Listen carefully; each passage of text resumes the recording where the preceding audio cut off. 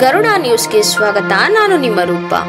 ನಮ್ಮ ಸಮಾಜದಲ್ಲಿ ನಮ್ಮ ಮನೆ ನಮ್ಮ ಜವಾಬ್ದಾರಿ, ನಮ್ಮ ಕಷ್ಟ ನೋವುಗಳು ಅನ್ನುವ ಈ ಕಾಲದಲ್ಲಿ ಅಲ್ಲೊಬ್ಬರು ಸಮಾಜವೇ ನನ್ನ ಕುಟುಂಬ, ಸಮಾಜದ ಜನರೇ ನನ್ನ ಕುಟುಂಬದವರು, ಜನರ ಕಷ್ಟವೇ ನನ್ನ ಕಷ್ಟ ಎಂದು ತಮ್ಮ ಮಕ್ಕಳನ್ನ ಸರ್ಕಾರಿ ಶಾಲೆಯಲ್ಲೇ ಓದಬೇಕೆಂದು ಹೇಳಿ ಸರ್ಕಾರಿ ಶಾಲೆಗಳ ಮೇಲೆ ತಮಗಿರುವ ಕಾಳಜಿ ತೋರಿಸುತ್ತಾ ಈಗಿನ ಕಾಲ ಸಿರಿ ಸಂಪತ್ತು ಶಾಶ್ವತ ಅಲ್ಲ, ನಾವು ಮಾಡುವ ಸಮಾಜ ಸೇವೆಯೇ ಶಾಶ್ವತ, ಅಜರಾಮರ ಎಂದು ಎಷ್ಟೋ ಮಕ್ಕಳಿಗೆ ತನ್ನ ಕೈಯಲ್ಲಿ ಆದಷ್ಟು ಸಹಾಯ ಮಾಡುತ್ತಾ ಹಾಗೂ ಎಷ್ಟೋ ವೃದ್ಧಾಶ್ರಮ ನಡೆಸುತ್ತಾ ಬಂದಿರುವ ಕಲಿಯುಗದ ಕರ್ಣ ಎಂದರೆ ತಪ್ಪಾಗಲಾರದು.